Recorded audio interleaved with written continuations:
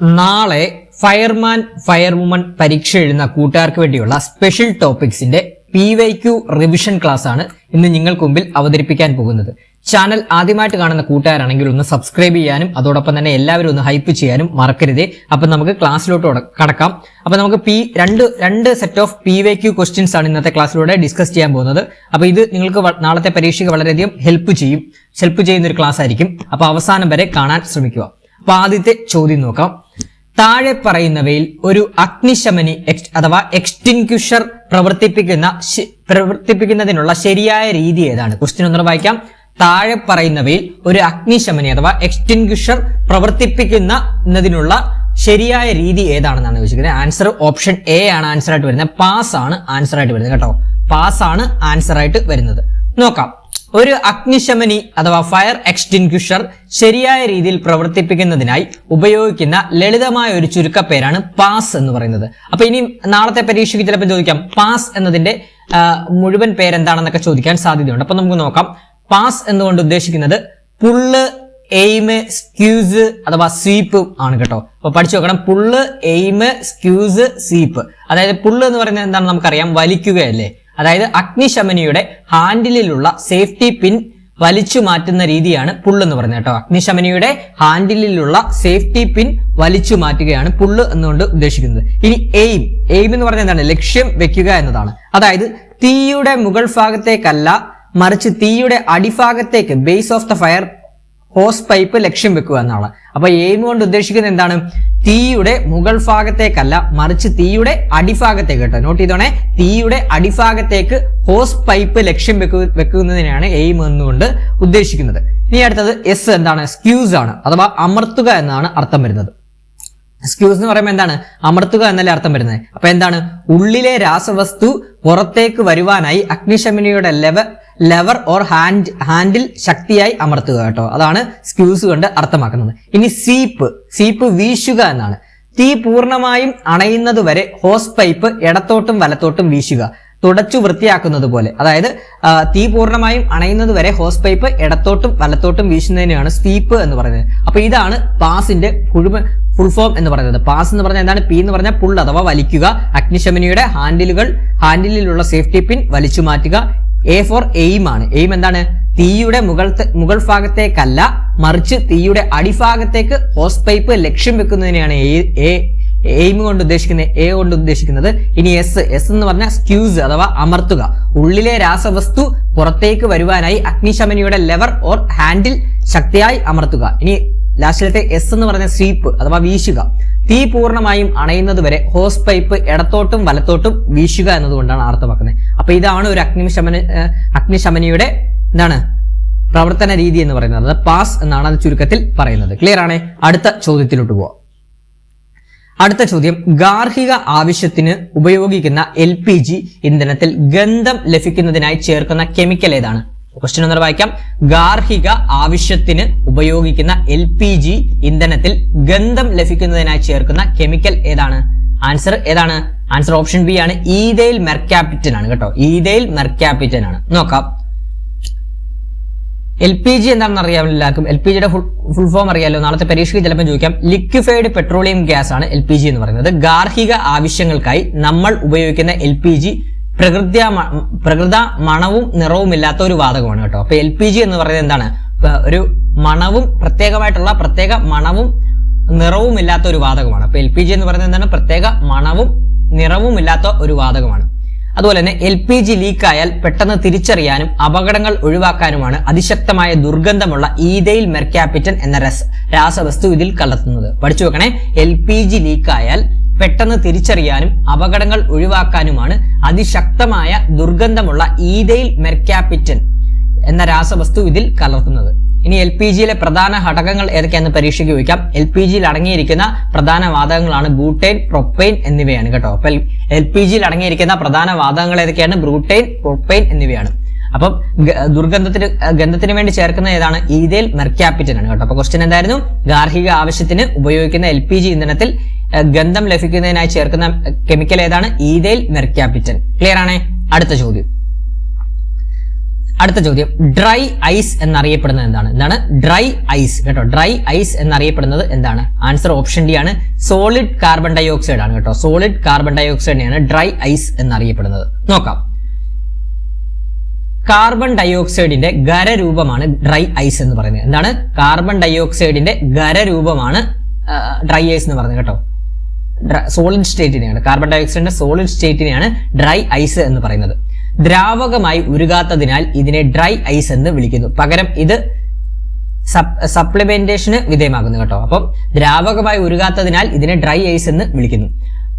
അവിശ്വസനീയമാം വിധം താഴ്ന്ന താപനിലയിൽ നേരിട്ട് വാതകമായി ഡ്രൈ ഐസ് മാറുന്നു.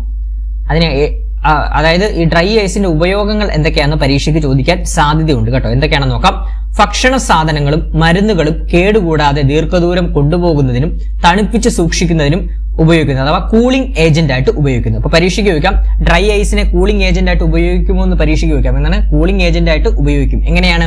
ഭക്ഷണ സാധനങ്ങളും മരുന്നുകളും കേടുകൂടാതെ ദീർഘദൂരം കൊണ്ടുപോകുന്നതിനും തണുപ്പിച്ച് സൂക്ഷിക്കുന്നതിനും കൂളിംഗ് ഏജന്റ് ആയിട്ട് ഡ്രൈ ഐസിനെ ഉപയോഗിക്കുന്നു. പിന്നെ സ്റ്റേജ് ഷോകളിലും സിനിമകളിലും കൃത്രിമ പുകയോ മഞ്ഞോ ഉണ്ടാക്കാൻ ഡ്രൈ ഐസ് വ്യാപകമായി ഉപയോഗിക്കാറുണ്ട് കേട്ടോ. അതുകൂടെ അറിഞ്ഞിരിക്കണം. സ്റ്റേജ് ഷോകളിലും സിനിമകളിലും കൃത്രിമമായ പുകയോ മഞ്ഞോ ഉണ്ടാക്കാൻ ഡ്രൈ ഐസ് വ്യാപകമായി ഉപയോഗിക്കാറുണ്ട്. അതൊക്കെ ഉപയോഗങ്ങളൂടെ അറിഞ്ഞിരിക്കണം. അപ്പൊ കാർബൺ ഡൈ ഓക്സൈഡിന്റെ ഖരരൂപമാണ് ഡ്രൈ ഐസ് എന്ന് പറയുന്നത്. അതിനെ ഇങ്ങനെയാണ് പറയുന്നത്, സോളിഡ് കാർബൺ ഡൈ ഓക്സൈഡ് എന്നാണ് അറിയപ്പെടുന്നത് കേട്ടോ. ഖരരൂപമാണ്. അടുത്ത ചോദ്യത്തിലോട്ട് പോവാം.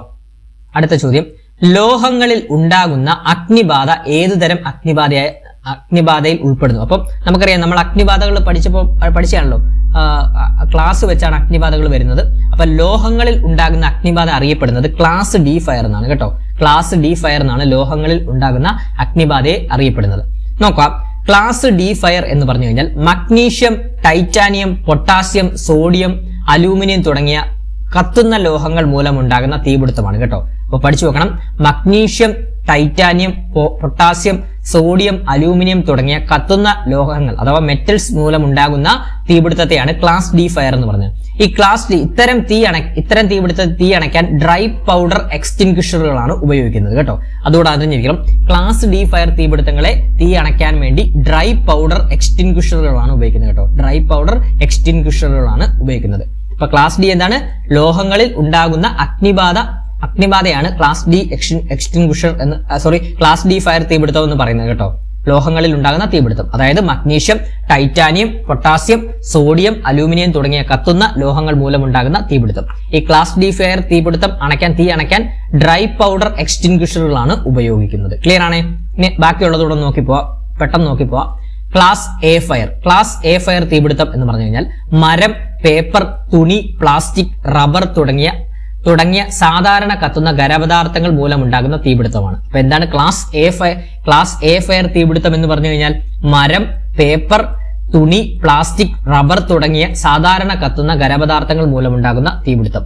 ഇവ അണയ്ക്കാൻ സാധാരണയായി വെള്ളം ഉപയോഗിക്കുന്നു കേട്ടോ. അപ്പൊ പഠിച്ചു നോക്കണം, ക്ലാസ് എ ഫയർ തീപിടുത്തങ്ങൾ അണയ്ക്കാൻ എന്ത് ഉപയോഗിക്കുന്നു? വെള്ളമാണ് ഉപയോഗിക്കാറുള്ളത്.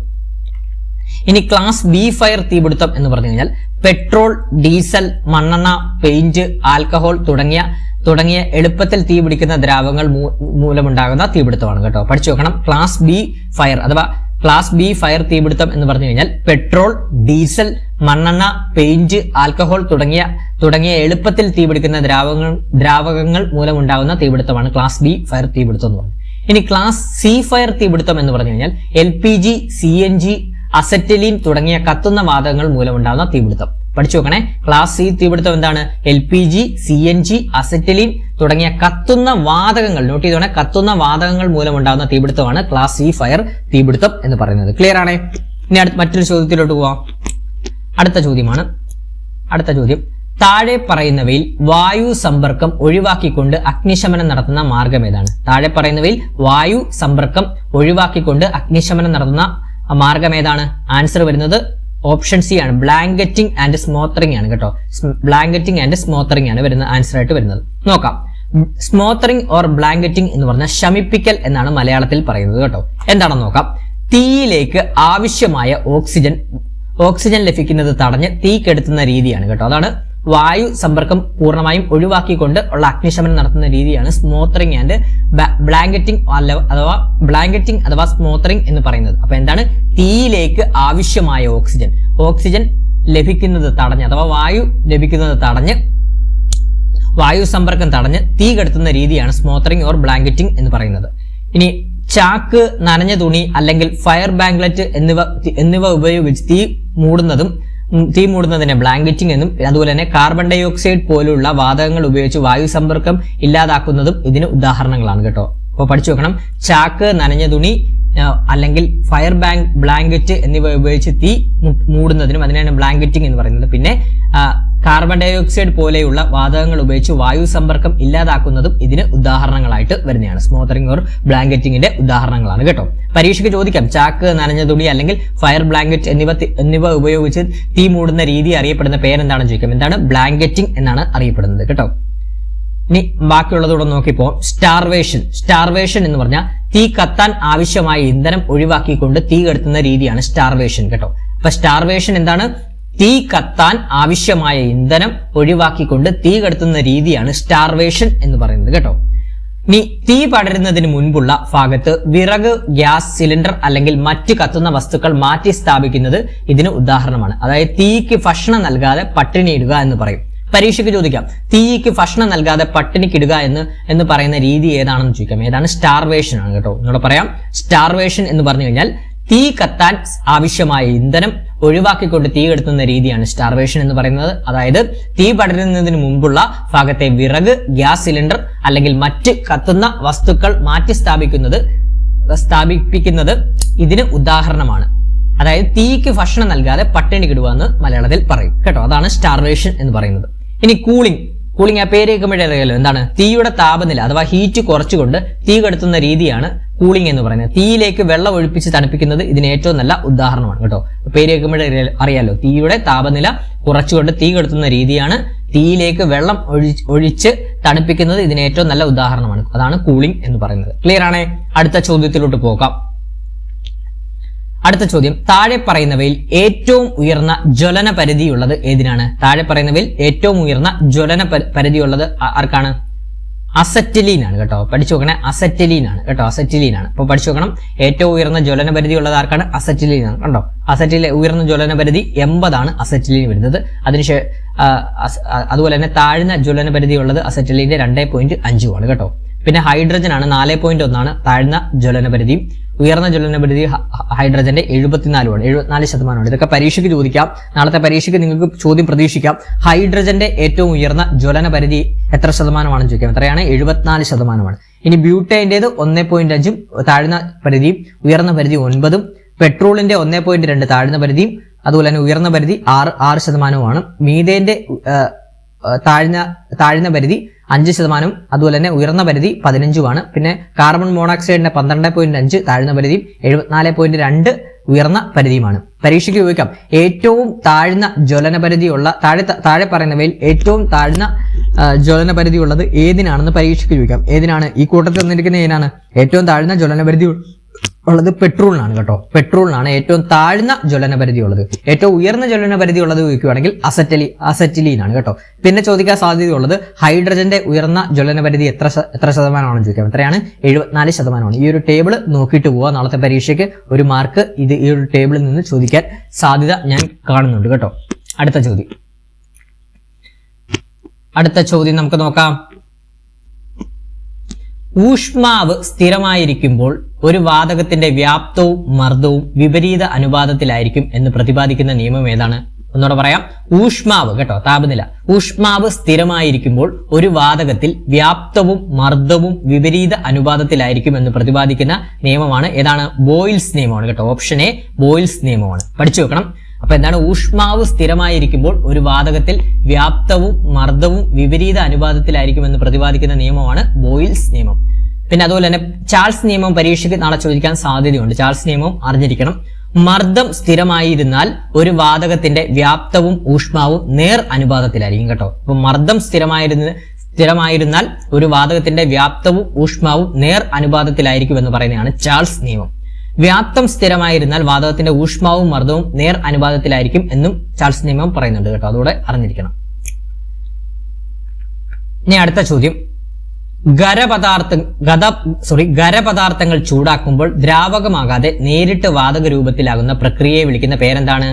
ഉത്പതനം എന്നാണ് വിളിക്കുന്നത് കേട്ടോ, അഥവാ സബ്ലിമേഷൻ എന്ന് പറയും കേട്ടോ, ഉത്പതനം. അപ്പൊ പഠിച്ചു വെക്കണം, ഖരപദാർത്ഥങ്ങൾ ചൂടാക്കുമ്പോൾ ദ്രാവകമാകാതെ നേരിട്ട് വാതക രൂപത്തിലാകുന്ന പ്രക്രിയയെ വിളിക്കുന്ന പേരെന്താണ്? ഉത്പതനം എന്നാണ് കേട്ടോ, ഉത്പതനം അഥവാ സബ്ലിമേഷൻ. നോക്കാം, ഉത്പതനം എന്ന് പറഞ്ഞാൽ ചില പദാർത്ഥങ്ങൾ ചൂടാക്കുമ്പോൾ ദ്രാവകമാകാതെ നേരിട്ട് വാതക രൂപത്തിൽ ആകുന്ന പ്രതിഭാസമാണ്. ഇതിന്റെ ഉദാഹരണങ്ങളൊന്ന് നോട്ട് ചെയ്ത് വെച്ചോണം. കർപ്പൂരം, അയഡിൻ, ഡ്രൈ ഐസ് ആണ് കേട്ടോ. അപ്പൊ പഠിച്ചു വെക്കണം, ഉത്പതനം അഥവാ സബ്ലിമേഷന്റെ ഉദാഹരണങ്ങളാണ് കർപ്പൂരം. നമുക്കറിയാം കർപ്പൂരം കത്തി ചൂടാക്കുമ്പോൾ എന്താണ്? ദ്രാവകമാകാതെ നേരിട്ട് വാതകമായിട്ടല്ലേ പോകുന്നത്. അതുപോലെ തന്നെ അയഡിനും അതുപോലെ തന്നെ ഡ്രൈ ഐസും അങ്ങനെയാണ് പോകുന്നത്. അപ്പൊ പഠിച്ചു വെക്കണം, ഉത്പതനം അഥവാ സബ്ലിമേഷന്റെ ഉദാഹരണങ്ങളാണ് കർപ്പൂരം, iodine, dry ice dry ice എന്നിവയാണ് കേട്ടോ. പരീക്ഷയ്ക്ക് ചോദിക്കുക, ഉദാഹരണങ്ങൾ സഹിതം ചോദിക്കാൻ സാധ്യതയുണ്ട്. അടുത്തത് അത് കണക്ട് ചെയ്ത് തന്നെ പഠിക്കുകയാണെങ്കിൽ ബാക്കി ഓപ്ഷൻസിലുള്ള സംവഹനോടൊന്ന് പഠിച്ചു വെക്കണം. സംവഹനം കൺവെക്ഷൻ എന്നറിയപ്പെടും. സംവഹനം എന്ന് പറഞ്ഞു കഴിഞ്ഞാൽ തന്മാത്രകളുടെ ചലനം മൂലം താപം ഒരു സ്ഥലത്ത് നിന്ന് മറ്റൊരു സ്ഥലത്തേക്ക് പ്രസരിക്കുന്ന പ്രതിഭാസമാണ് സംവഹനം. അപ്പൊ സംവഹനം എന്ന് പറഞ്ഞാൽ എന്താണ്? തന്മാത്രകളുടെ ചലനം മൂലം താപം ഒരു സ്ഥലത്ത് നിന്ന് മറ്റൊരു സ്ഥലത്തേക്ക് പ്രസരിക്കുന്ന പ്രതിഭാസമാണ് സംവഹനം. ദ്രാവകങ്ങളിലും വാതകങ്ങളിലും താപം പ്രസരിക്കുന്നത് സംവഹനം മൂലമാണ് കേട്ടോ. അപ്പൊ ദ്രാവകങ്ങളിലും വാതകങ്ങളിലും താപം പ്രസരിക്കുന്നത് സംവഹനം മൂലമാണ്. കാറ്റ് ഉണ്ടാകാൻ കാരണമാകുന്ന താപപ്രസരണം സംവരണമാണ് കേട്ടോ. പരീക്ഷയ്ക്ക് ചോദിക്കാം, കാറ്റ് ഉണ്ടാകാൻ കാരണമാകുന്ന താപപ്രസരണ രീതി ഏതാണെന്ന് ചോദിക്കാം. ഏതാണ്? സംവഹനം അഥവാ കൺവെക്ഷൻ ആണ്. ഇനി അടുത്തത് വികിരണം അഥവാ റേഡിയേഷൻ എന്ന് പറഞ്ഞാൽ എന്താണ്? ഒരു മാധ്യമത്തിന്റെയും സഹായമില്ലാതെ താപം പ്രസരിക്കുന്ന പ്രതിഭാസം. അപ്പോൾ ഒരു മാധ്യമത്തിന്റെ സഹായമില്ലാതെ താപം പ്രസരിക്കുന്ന പ്രതിഭാസത്തെയാണ് വികിരണം അഥവാ റേഡിയേഷൻ എന്ന് പറയുന്നത്. ഏറ്റവും വേഗത്തിലുള്ള താപപ്രസരണ രീതിയാണ് വികിരണം. പരീക്ഷയ്ക്ക് ചോദിക്കാം, ഏറ്റവും വേഗത്തിലുള്ള താപപ്രസരണ രീതി താഴെ തന്നിരിക്കുന്നതിൽ ഏതാണെന്ന് ചോദിക്കാം. ഏതാണ്? വികിരണം അഥവാ റേഡിയേഷൻ ആണ്. സൂര്യനിൽ നിന്ന് ഭൂമിയിലേക്ക് ചൂട് വ്യാപിക്കുന്നത് ഈ ഒരു രീതിയിലാണ് കേട്ടോ. സൂര്യനിൽ നിന്നും ഭൂമിയിലേക്ക് ചൂട് വ്യാപിക്കുന്നത് ഈ ഒരു രീതിയിലാണ് കേട്ടോ. റേഡിയേഷൻ ത്രൂ ആണ്. സൂര്യനിൽ നിന്ന് ഭൂമിയിലേക്ക് താപം എത്തിക്കുന്ന വികിരണങ്ങൾ ഇൻഫ്രാറെഡ് കിരണങ്ങൾ എന്ന് അറിയപ്പെടുന്നു. അതൊന്ന് ജസ്റ്റ് അറിഞ്ഞിരുന്നാൽ മതി കേട്ടോ. അടുത്ത ചോദ്യത്തിലോട്ട് പോവാം. അടുത്ത ചോദ്യമാണ്, താഴെ പറയുന്നവയിൽ അഗ്നിശമന മാധ്യമം അല്ലാത്തത് എന്നാണ്. അപ്പൊ അഗ്നിശമന മാധ്യമം അല്ലാത്തത് എന്നാണ് വെച്ചിരിക്കുന്നത്. ഇതിന്റെ ആൻസർ ഓപ്ഷൻ ഡി ആണ്. FM 500 ആണ് കേട്ടോ. FM 500 ആണ് അഗ്നിശമന മാധ്യമം അല്ലാത്തത്. ഇത് മൂന്നും അഗ്നിശമന മാധ്യമങ്ങളാണ് കേട്ടോ. കാർബൺ ഡൈ ഓക്സൈഡും ഹെപ്റ്റാഫ്ലൂറോ പ്രൊപ്പൈനും FM 200 ഒക്കെ. നോക്കാം, കാർബൺ ഡൈ ഓക്സൈഡ് എന്ന് പറഞ്ഞാൽ തീപിടുത്തം ഉണ്ടാകുമ്പോൾ ഓക്സിജന്റെ സാന്നിധ്യം തടഞ്ഞുകൊണ്ട് തീ കെടുത്താൻ ഉപയോഗിക്കുന്ന ഏറ്റവും സാധാരണമായ ഒരു അഗ്നിശമന മാധ്യമമാണിത്. വൈദ്യുതി മൂലമുണ്ടാകുന്ന തീപിടുത്തങ്ങൾ അണയ്ക്കാൻ ഇത് വളരെ ഫലപ്രദമാണ് കേട്ടോ. അപ്പം കാർബൺ ഡൈ ഓക്സൈഡ് നമ്മൾ പഠിച്ചാണ് ബ്ലാങ്കറ്റിംഗ് അഥവാ സ്മോത്തറിംഗ് എന്ന് പഠിച്ചാണല്ലേ. സ്മോത്തറിംഗ് എന്ന് പറഞ്ഞാൽ എന്താണ്? തീപിടുത്തം ഉണ്ടാകുമ്പോൾ ഓക്സിജന്റെ സാന്നിധ്യം കടന്നത് വായു സമ്പർക്കം കുറയ്ക്കാൻ വേണ്ടി. അതാണ് ഇവിടെ ഉദ്ദേശിക്കുന്നത് കാർബൺ ഡൈ ഓക്സൈഡ്. അപ്പൊ കാർബൺ ഡൈ ഓക്സൈഡ് ഒരു അഗ്നിശമന മാധ്യമം ആണ്. അപ്പൊ കാർബൺ ഡൈ ഓക്സൈഡ് എന്ന് പറയുമ്പോൾ തീപിടുത്തം ഉണ്ടാകുമ്പോൾ ഓക്സിജന്റെ സാന്നിധ്യം തടഞ്ഞുകൊണ്ട് തീ കെടുത്താൻ ഉപയോഗിക്കുന്ന ഏറ്റവും സാധാരണമായ ഒരു അഗ്നിശമന മാധ്യമമാണിത്. വൈദ്യുത മൂലമുണ്ടാകുന്ന തീപിടുത്തങ്ങൾ അണയ്ക്കാൻ ഇത് വളരെ ഫലപ്രദമാണ്. ഏതാണ്? കാർബൺ ഡൈ ഓക്സൈഡ് അഗ്നിശമന മാധ്യമം വളരെ ഫലപ്രദമാണ്. ഇനി അടുത്തത് FM 200 എന്ന് പറഞ്ഞു കഴിഞ്ഞാൽ അഗ്നിശമന രംഗത്ത് വ്യാപകമായി ഉപയോഗിക്കുന്ന ഒരു ക്ലീൻ ഏജന്റ് ആണ് കേട്ടോ. FM 200 എന്താണ്? അഗ്നിശമന രംഗത്ത് വ്യാപകമായി ഉപയോഗിക്കുന്ന ഒരു ക്ലീൻ ഏജന്റ് ആണ് FM 200 എന്ന് പറയുന്നത്. തീപിടുത്തമുള്ള സ്ഥലത്തെ താപം അതിവേഗം പിടിച്ചെടുത്താണ് ഇത് തീ കെടുത്തുന്നത് കേട്ടോ. അപ്പൊ FM 200 തീപിടുത്തമുള്ള സ്ഥലത്തെ താപം അതിവേഗം പിടിച്ചെടുത്താണ് ഇത് തീയെടുത്തുന്നത്. കമ്പ്യൂട്ടർ സർവർ റൂമുകൾ, മ്യൂസിയങ്ങൾ, വിലപിടിപ്പുള്ള രേഖകൾ സൂക്ഷിക്കുന്ന ഇടങ്ങൾ എന്നിവിടങ്ങളിൽ വെള്ളത്തിന് പകരം ഇത് ഉപയോഗിക്കുന്നു കേട്ടോ. അപ്പൊ നമ്മുടെ ഡോക്യുമെന്റ്സും കാര്യങ്ങളും ഒന്നും നശിപ്പിക്കാതെ തന്നെ തീയെടുത്താൻ സഹായിക്കുന്ന ഒരു ക്ലീൻ ഏജന്റ് ആണ് FM 200. ഹെപ്റ്റാഫ്ലൂറോ പ്രൊപ്പൈൻ FM 200 എന്നറിയപ്പെടുന്ന അഗ്നിശമന വാതകത്തിന്റെ രാസനാമമാണ് കേട്ടോ. അത് ഒന്ന് പഠിച്ചു വെക്കണം, പരീക്ഷയ്ക്ക് ചോദിക്കും. നാളത്തെ പരീക്ഷയ്ക്ക് ചോദ്യം പ്രതീക്ഷിക്കാം. ഈ FM 200 അഗ്നിശമന വാതകത്തിന്റെ രാസനാമം എന്താണെന്ന് ചോദിക്കാം. എന്താണ്?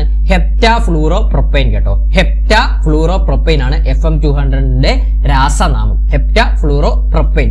ഒരു മാർക്ക് പ്രതീക്ഷിക്കാവേ നാളത്തെ പരീക്ഷയ്ക്ക്. നോട്ട് ചെയ്ത് വെച്ചോണേ. അടുത്ത ചോദ്യം, ആധുനിക പ്രഥമ ശുശ്രൂഷയുടെ പിതാവ് എന്നറിയപ്പെടുന്നത് ആരാണ്? ആധുനിക പ്രഥമ ശുശ്രൂഷയുടെ പിതാവ് ആരാണ്? ഫെഡറിക് എസ്മാർക്ക് ആണ് കേട്ടോ. പഠിച്ചു വെക്കണേ. ആധുനിക പ്രഥമ ശുശ്രൂഷയുടെ പിതാവ് ആരാണ്? ഫെഡറിക് എസ്മാർക്ക് ആണ്. അടുത്ത ചോദ്യം നോക്കാം. കുട്ടികളിൽ അസ്ഥി വളഞ്ഞ് ഒരു ഭാഗം മാത്രം ഒടിയുന്ന തരം അസ്ഥിഭംഗത്തെ വിളിക്കുന്ന പേരെന്താണ്? കുട്ടികളിൽ അസ്ഥി വളഞ്ഞ് ഒരു ഭാഗം മാത്രം ഒടിയുന്ന തരം അസ്ഥിഭംഗത്തെ വിളിക്കുന്ന പേരെന്താണ്? ആൻസർ ഓപ്ഷൻ ബി ആണ്, ഗ്രീൻ സ്റ്റിക്ക് ഫ്രാക്ചർ എന്നാണ് കേട്ടോ. ഗ്രീൻ സ്റ്റിക്ക് ഫ്രാക്ചർ എന്നാണ്. നോക്കാം. ഗ്രീൻ സ്റ്റിക്ക് ഫ്രാക്ചർ എന്ന് പറഞ്ഞു കഴിഞ്ഞാൽ പച്ചയായ ഒരു മരച്ചില്ല ഒടിക്കുമ്പോൾ അത് പൂർണ്ണമായും വേർപിടാതെ ഒരു വശം മാത്രം ഒടിഞ്ഞു മറുവശം വളഞ്ഞു നിൽക്കുന്നത് പോലും കുട്ടികളുടെ അസ്ഥികൾക്ക് സംഭവിക്കുന്ന ഒടിവിനെയാണ് ഗ്രീൻ സ്റ്റിക്ക് ഫ്രാക്ചർ എന്ന് പറയുന്നത്. കുട്ടികളുടെ അസ്ഥിക്ക് മുതിർന്നവരുടേതിനേക്കാൾ കൂടുതൽ വഴക്കമുള്ളതിനാലാണ് ഇത്തരം ഒടിവുകൾ ഉണ്ടാകുന്നത്. ഫ്ലെക്സിബിലിറ്റി ഉള്ളതുണ്ട്. നമുക്കറിയാം കുട്ടികളുടെ കുട്ടികളുടെ വസ്തുവിലെ കൈയിലേക്ക് എല്ലുകൾക്ക് നല്ല ബലമായിരിക്കും കേട്ടോ. അതാണ്, നല്ല ഫ്ലെക്സിബിളും ആയിരിക്കും, പെട്ടെന്ന് ഒടിയത്തില്ല. അതിനെയാണ് ഗ്രീൻ എന്ന് പറഞ്ഞാൽ എന്താണ്? നല്ലത് നല്ല അർത്ഥം. അപ്പൊ ഗ്രീൻ സ്റ്റിക്ക് ഫ്രാക്ചർ എന്നുകൊണ്ട് ഉദ്ദേശിക്കുന്നത്. അപ്പൊ ഒന്നുകൂടെ പറയാം, ഗ്രീൻ സ്റ്റിക്ക് ഫ്രാക്ചർ എന്ന് പറഞ്ഞു കഴിഞ്ഞാൽ പച്ചയായ ഒരു മരച്ചില്ല ഒടിക്കുമ്പോൾ അത് പൂർണ്ണമായും വേർപിടാതെ ഒരു വശം മാത്രം ഒടിഞ്ഞ് മറുവശം വളഞ്ഞു നിൽക്കുന്നത് പോലെ കുട്ടികളുടെ അസ്ഥികൾക്ക് സംഭവിക്കുന്ന ഒടിവിനെയാണ് പറയുന്നത്. കുട്ടികളുടെ അസ്ഥികൾക്ക് മുതിർന്നവരുടേതിനേക്കാൾ കൂടുതൽ വഴക്കമുള്ളതിനാൽ, ഫ്ലെക്സിബിലിറ്റി ഉള്ളതിനാൽ ഇത്തരം ഒടിവുകൾ ഉണ്ടാവുന്നത് ഗ്രീൻ സ്റ്റിക്ക് ഫ്രാക്ചർ എന്ന് പറയുന്നത്. ഇനി ബാക്കിയുള്ളതോടെ നോക്കാം. സിമ്പിൾ ഫ്രാക്ചർ എന്താണെന്ന് നോക്കാം. സിമ്പിൾ ഫ്രാക്ചർ അസ്ഥി ഒടിയുമെങ്കിലും അത് ചർമ്മം തുളച്ച് പുറത്തേക്ക് വരാത്ത അവസ്ഥയാണ്. ഇതിനെ ക്ലോസ്ഡ് ഫ്രാക്ചർ എന്നും വിളിക്കുന്നു. അപ്പൊ സിമ്പിൾ ഫ്രാക്ചർ എന്ന് പറഞ്ഞു കഴിഞ്ഞാൽ എന്താണ്? അസ്ഥി ഒടിയുമെങ്കിലും അത് ചർമ്മം അതായത് സ്കിന്ന് തുളച്ച് അതായത് ചർമ്മം തുളച്ച് പുറത്തേക്ക് വരാത്ത അവസ്ഥയാണ് സിമ്പിൾ ഫ്രാക്ചർ എന്ന് പറയുന്നത്. ഈ സിമ്പിൾ ഫ്രാക്ചറിനെ ക്ലോസ്ഡ് ഫ്രാക്ചർ എന്നും വിളിക്കുന്നു. അതുപോലെ തന്നെ ഓപ്ഷൻ കൊടുത്തിരിക്കുന്നത് open or compound fracture. Open അല്ലെങ്കിൽ കോമ്പൗണ്ട് ഫ്രാക്ചർ എന്ന് പറഞ്ഞു കഴിഞ്ഞാൽ അസ്ഥി ഒടിയുന്നതിനൊപ്പം അത് ചർമ്മവും മാംസവും തുളച്ച് പുറത്തേക്ക് കാണുന്ന അവസ്ഥയാണ്. ഇതിൽ അണുബാധ ഉണ്ടാകാനുള്ള സാധ്യത വളരെ കൂടുതലാണ്. പരീക്ഷയ്ക്ക് നാളെ ചോദിക്കാം, അണുബാധ ഉണ്ടാകാൻ സാധ്യത കൂടുതലുള്ള ഫ്രാക്ചർ ഏതാണെന്ന് ചോദിക്കാം. ഏതാണ്? ഓപ്പൺ അല്ലെങ്കിൽ ഓപ്പൺ ഓർ കോമ്പൗണ്ട് ഫ്രാക്ചർ ആണ് അണുബാധ ഉണ്ടാകാൻ സാധ്യതയുള്ള ഫ്രാക്ചർ കേട്ടോ. അതുപോലെ തന്നെ അസ്ഥി ഒടിയുന്നതിനൊപ്പം അത് ചർമ്മവും മാംസവും തുളച്ച് പുറത്തേക്ക് കാണുന്ന അവസ്ഥയാണ് ഓപ്പൺ ഓർ കോമ്പൗണ്ട് ഫ്രാക്ചർ എന്ന് അറിയപ്പെടുന്നത്. ക്ലിയർ ആണ്? അടുത്ത ചോദ്യത്തിലോട്ട് നമുക്ക് പോകാം. അടുത്തത് CPR എന്നതിന്റെ പൂർണ്ണ രൂപം എന്താണ്? CPR എന്നതിന്റെ പൂർണ്ണ രൂപം എന്താണ്? എല്ലാവർക്കും അറിയാവുന്ന കാര്യമാണ്. എന്താണ്? കാർഡിയോ പൾമണറി റെസിസ്റ്റേഷൻ ആണ് കേട്ടോ. അപ്പൊ കാർഡിയോ പൾമണറി റെസിസ്റ്റേഷൻ ആണ് CPR എന്ന് അറിയപ്പെടുന്നത് കേട്ടോ.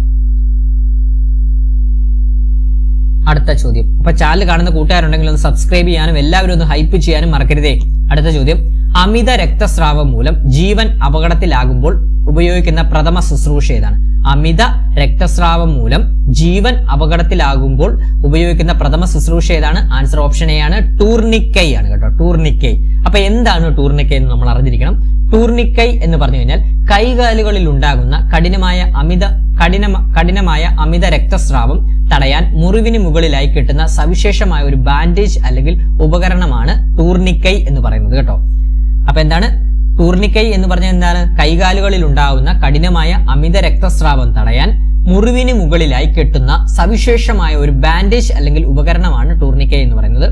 ഈ ടൂർണിക്കൈ ധമനികളിലൂടെ രക്തപ്രവാഹം താൽക്കാലികമായി നിർത്തിവെച്ച് ജീവൻ രക്ഷിക്കാൻ ഇത് സഹായിക്കുന്നു കേട്ടോ. അപ്പൊ ധമനികളിലൂടെ രക്തപ്രവാഹം താൽക്കാലികമായി നിർത്തിവെച്ച് ജീവൻ രക്ഷിക്കാൻ സഹായിക്കുന്ന മാധ്യമമാണ് ടൂർണിക്കൈ എന്ന് പറഞ്ഞു കേട്ടോ. ടൂർണിക്കൈ മറക്കരുതേ. അതുപോലെ ഓപ്ഷൻസിൽ ഉള്ളതുകൂടെ നമുക്ക് പെട്ടെന്ന് നോക്കിയിട്ട് പോകാം. സ്പ്ലിന്റ് എന്ന് പറഞ്ഞു കഴിഞ്ഞാൽ അസ്ഥിഭംഗം അല്ലെങ്കിൽ ഒടിവ് സംഭവിച്ച ശരീരഭാഗങ്ങൾ അനങ്ങാതെ ഉറപ്പിച്ചു നിർത്താൻ ഉപയോഗിക്കുന്ന താങ്ങാണ് സ്പ്ലിന്റ് എന്ന് പറഞ്ഞത്. ഇത് രക്തസ്രാവം തടയാനുള്ളതല്ല കേട്ടോ. ഇത് രക്തസ്രാവം തടയാനുള്ളതല്ല. അപ്പൊ രക്തസ്രാവം തടയുന്നത് ഏതാണ്? ടൂർണിക്കൈയാണ് കേട്ടോ. അതുകൊണ്ടൊന്ന് പഠിച്ചു വെക്കണേ. സ്പ്ലിന്റ് എന്ന് പറഞ്ഞാൽ അസ്ഥിഭാഗം അല്ലെങ്കിൽ ഒടിവ് സംഭവിച്ച ശരീരഭാഗങ്ങൾ അനങ്ങാതെ ഉറപ്പിച്ചു നിർത്താൻ ഉപയോഗിക്കുന്ന താങ്ങാണ് സ്പ്ലിന്റ് എന്ന് പറയുന്നത്. ഇനി ഫ്രോസ്റ്റ് ബൈറ്റ് കേട്ടോ. ഫ്രോസ്റ്റ് ബൈറ്റ് എന്ന് പറയും. ഫ്രോസ്റ്റ് ബൈറ്റ് എന്ന് പറഞ്ഞു കഴിഞ്ഞാൽ അമിതമായ തണുപ്പ് തട്ടി ചർമ്മവും തൊട്ടുതാഴെയുള്ള കോശങ്ങളും കട്ട പിടിച്ചു പോകുന്ന ഒരവസ്ഥയാണിത്. ഇതൊരു പ്രഥമ ശുശ്രൂഷ രീതിയല്ല. അപ്പൊ പരീക്ഷയ്ക്ക് നാളെ ചോദിക്കാം, താഴെ തന്നിരിക്കുന്നതിൽ പ്രഥമ ശുശ്രൂഷ രീതി അല്ലാത്ത ഏതാണെന്ന് ചോദിക്കാം. ഏതാണ്? ഫ്രോസ്റ്റ് ബൈറ്റ് ആണ് കേട്ടോ. ഫ്രോസ്റ്റ് ബൈറ്റ് എന്ന് പറഞ്ഞാൽ എന്താണ്? അമിതമായ തണുപ്പ് തട്ടി ചർമ്മവും തൊട്ടുതാഴെയുള്ള കോശങ്ങളും കട്ട പിടിച്ചു പോകുന്ന ഒരു അവസ്ഥയാണ് ഫ്രോസ്റ്റ് ബൈറ്റ് എന്ന് പറയുന്നത്. ഇത് ഫ്രോസ്റ്റ് ബൈറ്റ് എന്ന് പറയുന്നത് ഒരു പ്രഥമ ശുശ്രൂഷ രീതി അല്ല എന്നാണ്. ക്ലിയർ ആണ്? അടുത്ത ചോദ്യം. നിരവധി ആളുകൾക്ക് പരിക്കേറ്റ് വൈദ്യസഹായം നൽകേണ്ട സാഹചര്യത്തിൽ പരിക്കേറ്റ ആളുകളെ തരംതിരിക്കുന്ന പ്രക്രിയയെ വിളിക്കുന്ന പേരെന്താണ്? അപ്പൊ എന്താണ്? നിരവധി ആളുകൾക്ക് പരിക്കേറ്റ് വൈദ്യസഹായം നൽകേണ്ട സാഹചര്യത്തിൽ പരിക്കേറ്റ ആളുകളെ തരംതിരിക്കുന്ന പ്രക്രിയയെ വിളിക്കുന്ന പേരെന്താണ്? ആൻസർ ഓപ്ഷൻ ബി ആണ്, ട്രേജ് എന്നാണ് കേട്ടോ, ട്രേജ്.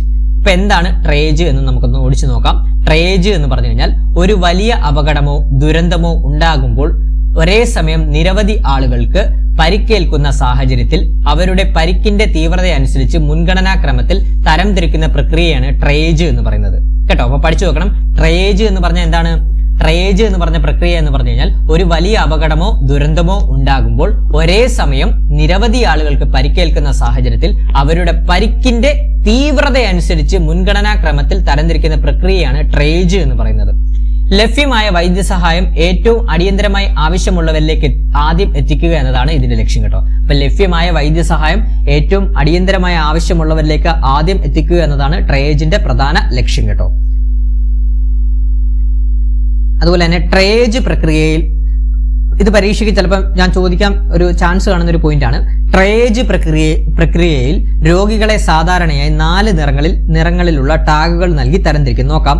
ചുവപ്പ് എന്ന് പറഞ്ഞാൽ നമുക്കറിയാലോ ഇമ്മീഡിയറ്റ് ആണ് കേട്ടോ. റെഡ് എന്ന് പറഞ്ഞാൽ ഇമ്മീഡിയറ്റ് ആണ്, അതായത് ജീവന് ഭീഷണിയുള്ളതും ഉടനടി അടിയന്തര ചികിത്സ ആവശ്യമുള്ളതുമായ അവസ്ഥയാണ് റെഡിന് കൊണ്ട് ഉദ്ദേശിക്കുന്നത്. അത് ഉദാഹരണത്തിന് കടുത്ത ശ്വാസതടസ്സം, കഠിനമായ രക്തസ്രാവം ഒക്കെയാണ് ചുവപ്പ് എന്ന് പറഞ്ഞ ടാഗിന് ഉദാഹരണങ്ങളായിട്ട് വരുന്നത് കേട്ടോ. ഇനി മഞ്ഞ ടാഗ് കേട്ടോ. മഞ്ഞ എന്ന് പറഞ്ഞാൽ ഡിലേഡ് ആണ്, അതായത് പരിക്കുകൾ ഗുരുതരമാണെങ്കിലും കുറച്ചു സമയം കാത്തിരിക്കാൻ സാധിക്കുന്ന അവസ്ഥയാണ് മഞ്ഞ ടാഗ് കൊണ്ട് ഉദ്ദേശിക്കുന്നത്. അതിന് ഉദാഹരണമാണ് അസ്ഥിഭംഗവും ഒക്കെ മഞ്ഞയ്ക്ക് ഉദാഹരണമാണ്.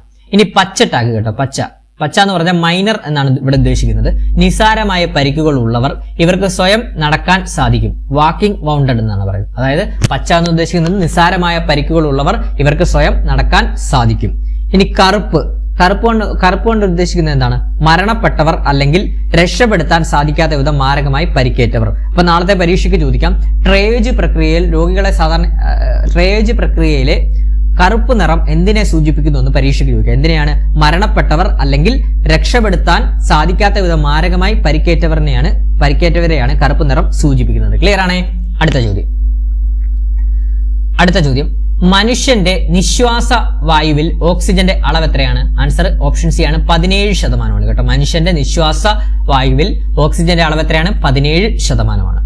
ഇനി AED ഏത് അവസ്ഥയിൽ ഉപയോഗിക്കുന്നു? AED ഏത് അവസ്ഥയിൽ ഉപയോഗിക്കുന്നു എന്നാണ് ചോദിച്ചിരിക്കുന്നത്. ആൻസർ ഓപ്ഷൻ എ ആണ്, ഹൃദയാഘാത അവസ്ഥയിലാണ് AED ഉപയോഗിക്കുന്നത്.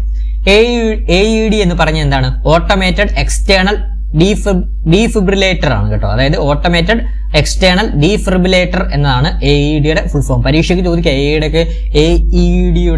AEDയുടെ ഫുൾ ഫോം എന്താണെന്നൊക്കെ പരീക്ഷയ്ക്ക് ചോദിക്കുക. എന്താണ്? ഓട്ടോമേറ്റഡ് എക്സ്റ്റേണൽ ഡീഫിബ്രിലേറ്റർ ആണ് കേട്ടോ. അതായത് AED എന്ന് പറഞ്ഞു കഴിഞ്ഞാൽ പെട്ടെന്നുണ്ടാകുന്ന ഹൃദയസ്തംഭനം, ഹൃദയാഘാതം തുടങ്ങിയ അടിയന്തര സാഹചര്യങ്ങളിൽ ഹൃദയത്തിന്റെ താളം സാധാരണ നിലയിലാക്കാൻ ചെറിയ വൈദ്യുത ആഘാതം നൽകാൻ ഉപയോഗിക്കുന്ന ഒരു പോർട്ടബിൾ ഉപകരണമാണ് AED എന്ന് പറയുന്നത്. ഓട്ടോമേറ്റഡ് എക്സ്റ്റേണൽ ഡീഫിബ്രിലേറ്റർ കേട്ടോ. പഠിച്ചു വെക്കണം. അടുത്ത ചോദ്യം, പ്രഥമ ശുശ്രൂഷയിൽ ABC എന്നത് എന്തിനെ സൂചിപ്പിക്കുന്നു? പ്രഥമ ശുശ്രൂഷയിൽ ABC എന്നത് എന്തിനെ സൂചിപ്പിക്കുന്നു? ആൻസർ ഓപ്ഷൻ ഡി ആണ്, എയർവേ ബ്രീത്തിങ് സർക്കുലേഷൻ കേട്ടോ. അപ്പൊ പ്രഥമ ശുശ്രൂഷയിൽ ABC എന്തിനെയാണ് സൂചിപ്പിക്കുന്നത്? എയർവേ ബ്രീത്തിങ് സർക്കുലേഷനെയാണ് സൂചിപ്പിക്കുന്നത്. അടുത്ത ചോദ്യം, സ്പ്ലിന്റ് താഴെ പറയുന്നവയിൽ എന്തുമായിട്ട് ബന്ധപ്പെട്ടിരിക്കുന്നു? ആൻസർ ഓപ്ഷൻ എ ആണ്, അസ്ഥിഭംഗവുമായിട്ടാണ് സ്പ്ലിന്റ് ബന്ധപ്പെട്ടിരിക്കുന്നത്. അപ്പൊ സ്പ്ലിന്റ് എന്താണെന്ന് നോക്കാം. അസ്ഥിഭംഗം അഥവാ എല്ല് പൊട്ടുകയോ ചതയുകയോ സംഭവിച്ച ഭാഗം കൂടുതൽ ചലിക്കാതിരിക്കാനും സംരക്ഷിക്കാനും ഉപയോഗിക്കുന്ന തടിയുടെയോ പ്ലാസ്റ്റിക്കിന്റെയോ കഷ്ണങ്ങളെയാണ് സ്പ്ലിന്റുകൾ എന്ന് പറയുന്നത്. അപ്പൊ സ്പ്ലിന്റ് എന്താണ്? അസ്ഥിഭംഗം സംഭവിച്ച ഭാഗം കൂടുതൽ ചലിക്കാതിരിക്കാനും സംരക്ഷിക്കാനും ഉപയോഗിക്കുന്ന തടിയുടെയും പ്ലാസ്റ്റിക്കിന്റെയും കഷ്ണങ്ങളെയാണ് സ്പ്ലിന്റുകൾ എന്ന് അറിയപ്പെടുന്നത്. അടുത്ത ചോദ്യം, ഇന്ത്യയിൽ വിവര സാങ്കേതിക നിയമം നിലവിൽ വന്ന വർഷം ഏതാണ്? ഇന്ത്യയിൽ IT ആക്ട് ആണ്. ഇന്ത്യയിൽ വിവര സാങ്കേതിക നിയമം നിലവിൽ വന്ന വർഷം ഏതാണ്? ആൻസർ ഏതാണ്? നമുക്ക് എല്ലാവർക്കും അറിയാം, ഓപ്ഷൻ എ 2000 ആണ്. അപ്പൊ ഡേറ്റോടെ അറിഞ്ഞിരിക്കണം. 2000 ഒക്ടോബർ 17 നമ്മുടെ വിവര സാങ്കേതിക നിയമം ഇന്ത്യയിൽ നിലവിൽ വന്നത് കേട്ടോ. ഇനി അടുത്ത ചോദ്യം, സാമ്പത്തിക കുറ്റത്തിനോ മറ്റു ദുരുദ്ദേശങ്ങൾക്കോ ക്രിമിനൽ ഉദ്ദേശത്തോടെ കമ്പ്യൂട്ടർ സിസ്റ്റങ്ങളിലേക്ക് കടന്നു കയറുന്ന സൈബർ ക്രിമിനലിനെ വിളിക്കുന്ന പേരെന്താണ്? എന്നൂടെ പറയാം. സാമ്പത്തിക കുറ്റത്തിനോ മറ്റു ദുരുദ്ദേശങ്ങൾക്കോ ക്രിമിനൽ ഉദ്ദേശത്തോടെ കമ്പ്യൂട്ടർ സിസ്റ്റങ്ങളിലേക്ക് കടന്നു കയറുന്ന സൈബർ ക്രിമിനലുകളെ വിളിക്കുന്ന പേരെന്താണ്? ആൻസർ ഓപ്ഷൻ ബി ആണ്, ബ്ലാക്ക് ഹാറ്റ് ഹാക്കേഴ്സ് എന്നാണ് കേട്ടോ. അപ്പൊ ബ്ലാക്ക് ഹാറ്റ് ഹാക്കേഴ്സ് ആണ് എന്താണ് ക്രിമിനൽ ഉദ്ദേശത്തോടെ കമ്പ്യൂട്ടർ സിസ്റ്റങ്ങളിലേക്ക് കടന്നു കയറുന്ന സൈബർ ക്രിമിനലുകളെ വിളിക്കുന്ന പേരാണ് ബ്ലാക്ക് ഹാറ്റ് ഹാക്കേഴ്സ് എന്ന് പറയുന്നത്. പിന്നെ grey hat hackers, white hat hackers എന്ന് പറഞ്ഞാൽ ഗവൺമെന്റിന് വേണ്ടി ജോലി ചെയ്യുന്നവരാണ് വൈറ്റ് ഹാറ്റ് ഹാക്കേഴ്സ് എന്ന് പറയുന്നത് കേട്ടോ. അതോടെ അറിഞ്ഞിരിക്കണം. ഇനി അടുത്ത ചോദ്യം നോക്കാം. അടുത്ത സെറ്റ് ഓഫ് ഒരു PYQ ക്വസ്റ്റ്യൻ പേപ്പറാണ്. താഴെ പറയുന്ന വസ്തുക്കളിൽ ഉൽപ്പതനത്തിന് കാരണമാവുന്ന അവസ്ഥ ഏതാണ്? നമുക്ക് നോക്കാം. ഉൽപ്പതനം എന്ന് പറഞ്ഞാൽ എന്താണ്? ചൂടാക്കുമ്പോൾ എന്താണ് ഖരാവസ്ഥയിൽ നിന്ന് വാതകാവസ്ഥയിലോട്ട് പോകുന്ന അവസ്ഥയാണ്. അപ്പോൾ ഉൽപ്പതനത്തിന് ഉദാഹരണങ്ങൾ ഇതിനകത്ത് തന്നിരിക്കുന്നത് ഗ്രാമ്പു വരുവോ? ഇല്ല. കർപ്പൂരം വരും. ചന്ദനം വരുവോ? ഇല്ല. മെഴുകു വരുവോ? ഇല്ല. അപ്പൊ ആൻസർ ഏതാണ് വരുന്നത്? ഓപ്ഷൻ ബി ആണ്. 2 മാത്രമാണ് വരുന്നത് കേട്ടോ. അതായത് കർപ്പൂരമാണ് ഉത്പാദനത്തിന് ഉദാഹരണമായിട്ട് വരുന്നത്. ഓപ്ഷൻ ബി ആണ് ആൻസർ. അടുത്ത ചോദ്യം, LPGയുടെ ലോവർ എക്സ്പ്ലോസീവ് ലിമിറ്റ് എത്രയാണ്? LPGയുടെ ലോവർ എക്സ്പ്ലോസീവ് ലിമിറ്റ് എത്രയാണ്? ആൻസർ ഓപ്ഷൻ ബി ആണ്. 2% LPGയുടെ ലോവർ എക്സ്പ്ലോസീവ് ലിമിറ്റ് കേട്ടോ. അടുത്ത ചോദ്യം നമ്മൾ പഠിച്ചതാണ്. LPGയിലേക്ക് തിരിച്ചറിയുന്നതിനായി ഗന്ധം നൽകുന്നതിന് LPGയിൽ ചേർക്കുന്ന രാസവസ്തു. LPGയിൽ ഗന്ധം നൽകുന്നതിന് ചേർക്കുന്ന രാസവസ്തു ഏതാണ്? നമ്മൾ കുറച്ചു മുമ്പേ പഠിച്ചാണ്. എന്താണ്? ഈഥൈൽ മെർക്യാപിറ്റൻ ആണ് കേട്ടോ. Ethyl mercaptan. അടുത്ത ചോദ്യം, ബ്ലേവ് എന്നതിന്റെ പൂർണ്ണ രൂപം എന്താണ്? ബ്ലേവ് എന്നതിന്റെ പൂർണ്ണ രൂപം എന്താണ്? ആൻസർ ഓപ്ഷൻ സി ആണ്. Boiling liquid expanding vapour explosion ആണ് കേട്ടോ. ഓപ്ഷൻ സി ആണ് ആൻസർ. ബ്ലേവ് എന്നതിന്റെ പൂർണ്ണരൂപം boiling liquid expanding vapour explosion ആണ്. അതായത് തിളനിലയേക്കാൾ ഉയർന്ന താപനിലയിൽ സമ്മർദ്ദത്തിൽ സൂക്ഷിച്ചിരിക്കുന്ന ഒരു ദ്രാവകം അടങ്ങിയ പാത്രം പെട്ടെന്ന് തകരുമ്പോൾ ഉണ്ടാകുന്ന ശക്തമായ സ്ഫോടനത്തെയാണ് ബ്ലേവ് എന്ന് വിളിക്കുന്നത് കേട്ടോ. എക്സ്പ്ലോഷൻ ആണ്. അപ്പൊ എന്താണ്?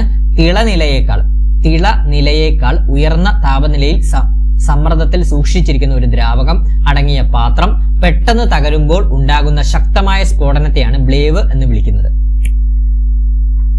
പാത്രത്തിനുണ്ടാകുന്ന തകരാർ കാരണം ഉള്ളിലെ മർദ്ദം പെട്ടെന്ന് കുറയുകയും ദ്രാവകം അതിവേഗം നീരാവിയായി മാറി വികസിക്കുകയും ചെയ്യുന്നു. ഇത് പാത്രത്തെ തകർന്ന് വലിയൊരു സ്ഫോടനത്തിലേക്ക് കാരണമാകുന്നു കേട്ടോ. അതിനെയാണ് നമ്മൾ ബ്ലേവ് എന്ന് വിളിക്കുന്നത്. Boiling liquid expanding vapour explosion എന്ന് വിളിക്കുന്നത്. അടുത്ത ചോദ്യം, ഹൈഡ്രോളിക് ഉപകരണങ്ങൾ പ്രവർത്തിക്കുന്നതിന് പിന്നിലെ പ്രവർത്തന തത്വം താഴെ പറയുന്നവയിൽ എന്തുമായിട്ട് ബന്ധപ്പെട്ടിരിക്കുന്നു? എല്ലാവർക്കും അറിയുന്നതാണ്. ഓപ്ഷൻ ഡി ആണ്. പാസ്കലിന്റെ നിയമമാണ്. പാസ്കൽസ് ലോ ആണ് കേട്ടോ. പാസ്കൽസ് ലോ ആണ്. അപ്പൊ ഹൈഡ്രോളിക് ഉപകരണങ്ങൾ പ്രവർത്തിക്കുന്നതിന് പിന്നിലെ പ്രവർത്തന തത്വം എന്താണ്? പാസ്കൽസ് നിയമമാണ് കേട്ടോ. പാസ്കലിന്റെ നിയമമാണ്. അടുത്തത്, ഹാനികരമായ വസ്തുക്കളുടെ ട്രാൻസ്പോർട്ടേഷന് വേണ്ടി ഉപയോഗിക്കുന്ന വാഹനങ്ങളിൽ അപകടമുണ്ടായാൽ ഉപയോഗിക്കുന്നതിനായി ട്രാൻസ്പോർട്ട് ചെയ്യുന്ന വസ്തുവിന്റെ വിവരങ്ങൾ രേഖപ്പെടുത്തി സൂക്ഷിച്ചിരിക്കുന്ന രേഖയാണ് ആൻസർ ഓപ്ഷൻ എ ട്രം കാർഡ് എന്നറിയപ്പെടുന്നത് കേട്ടോ. ട്രം കാർഡ് പഠിച്ചു വെക്കണം. ഹാനികരമായ വസ്തുക്കളുടെ ട്രാൻസ്പോർട്ടേഷന് വേണ്ടി ഉപയോഗിക്കുന്ന വാഹനങ്ങളിൽ അപകടമുണ്ടായാൽ ഉപയോഗിക്കുന്നതിനായി ട്രാൻസ്പോർട്ട് ചെയ്യുന്ന വസ്തുവിന്റെ വിവരങ്ങൾ രേഖപ്പെടുത്തി സൂക്ഷിച്ചിരിക്കുന്ന രേഖയാണ് ഓപ്ഷൻ എ ട്രം കാർഡ് എന്ന് പറയുന്നത് കേട്ടോ. TREM card. അടുത്തത്, ജലത്തിന്റെ ബാഷ്പീകരണ ലീനതാപം എത്രയാണ്? ജലത്തിന്റെ ബാഷ്പീകരണ ലീനതാപം എത്രയാണ്? ആൻസർ ഓപ്ഷൻ സി ആണ്. 540 ആണ് കേട്ടോ. 540 ആണ് ജലത്തിന്റെ ബാഷ്പീകരണ ലീനതാപം. അടുത്തത്, ഡിസ്ചാർജ് ഹോൺ ഏതുതരം ഫയർ എക്സ്റ്റിംഗ്വിഷറിന്റെ ഭാഗമാണ്? ഡിസ്ചാർജ് ഹോൺ ഏതുതരം ഫയർ എക്സ്റ്റിംഗ്വിഷറിന്റെ ഭാഗമാണ്? ആൻസർ കാർബൺ ഡൈ ഓക്സൈഡ് എക്സ്റ്റിംഗ്വിഷറിന്റെ ഭാഗമാണ് കേട്ടോ. അപ്പൊ ആൻസർ ഓപ്ഷൻ എ ആണ്. 2 മാത്രമാണ് ആൻസർ ആയിട്ട് വരുന്നത് കേട്ടോ. അപ്പൊ പഠിച്ചു വെക്കണം. ഡിസ്ചാർജ് ഹോൺ കേട്ടോ. ഡിസ്ചാർജ് ഹോൺ ഏതുതരം ഫയർ എക്സ്റ്റിംഗ്വിഷറിന്റെ ഭാഗമാണ്? കാർബൺ ഡൈ ഓക്സൈഡ് എക്സ്റ്റിംഗ്വിഷറിന്റെ ഭാഗമാണ് ഡിസ്ചാർജ് ഹോൺ. അടുത്ത ചോദ്യം, മണ്ണെണ്ണയുടെ ഫ്ലാഷ് പോയിന്റ് എത്രയാണ്? മണ്ണെണ്ണയുടെ ഫ്ലാഷ് പോയിന്റ് എത്രയാണ്? മണ്ണെണ്ണയുടെ ഫ്ലാഷ് പോയിന്റ് എന്ന് പറഞ്ഞാൽ 38 ഡിഗ്രി സെൽഷ്യസ് ആണ് കേട്ടോ. പഠിച്ചു വെക്കണം. മണ്ണെണ്ണയുടെ ഫ്ലാഷ് പോയിന്റ് എത്രയാണ്? 38 ഡിഗ്രി സെൽഷ്യസ് ആണ്. അടുത്തത്, രക്തം കട്ട പിടിക്കുന്നതിന് സഹായിക്കുന്ന വിറ്റമിൻ. രക്തം കട്ട പിടിക്കുന്നതിന് സഹായിക്കുന്ന വിറ്റമിൻ ഏതാണ്? എല്ലാവർക്കും അറിയാവുന്ന വിറ്റമിൻ കെ ആണ് കേട്ടോ. വിറ്റമിൻ കെ ആണ്. അടുത്ത ചോദ്യം, പ്രഥമ ശുശ്രൂഷയിൽ CPR എന്നത് എന്തിനെ സൂചിപ്പിക്കുന്നു? പ്രഥമ ശുശ്രൂഷയിൽ CPR എന്നത് എന്തിനെ സൂചിപ്പിക്കുന്നു? കാർഡിയോ പൾമണറി റെസസിറ്റേഷൻ ആണ് കേട്ടോ. റെസസിറ്റേഷൻ ആണ്. പഠിച്ചു വെക്കണം. പ്രഥമ ശുശ്രൂഷയിൽ CPR എന്നത് എന്തിനെ സൂചിപ്പിക്കുന്നു? കാർഡിയോ പൾമണറി റെസസിറ്റേഷൻ ആണ് കേട്ടോ. റെസസിറ്റേഷൻ ആണ്. അടുത്തത്, താഴെ പറയുന്നവയിൽ എമർജൻസി ഹോൺ ഏതാണ്? താഴെ പറയുന്നവയിൽ എമർജൻസി ഹോൺ ഏതാണ്? ഓപ്ഷൻ എ അഡ്രിനാലിൻ ആണ് കേട്ടോ. അപ്പൊ താഴെ പറയുന്നതിൽ എമർജൻസി ഹോർമോൺ ഏതാണ്? അഡ്രിനാലിൻ ആണ് എമർജൻസി ഹോർമോൺ. രക്തത്തിലെ ഓക്സിജൻ വാഹകർ എന്നറിയപ്പെടുന്നത് ഏതാണ്? രക്തത്തിലെ ഓക്സിജൻ വാഹകർ എന്നറിയപ്പെടുന്ന ഏതാണ്? ആൻസർ ഓപ്ഷൻ സി ആണ്, ഹീമോഗ്ലോബിൻ ആണ്. അടുത്ത ചോദ്യം, വലിയ അളവിലുള്ള രക്തസ്രാവം നിയന്ത്രിക്കുന്നതിന് പ്രഥമ ശുശ്രൂഷ സമയത്ത് സ്വീകരിക്കാവുന്ന രീതി ഏതാണ്? അപ്പൊ എന്താണ് വലിയ അളവിലുള്ള രക്തസ്രാവം നിയന്ത്രിക്കുന്നതിന് പ്രഥമ ശുശ്രൂഷ സമയത്ത് സ്വീകരിക്കാവുന്ന രീതി ഏതാണ്?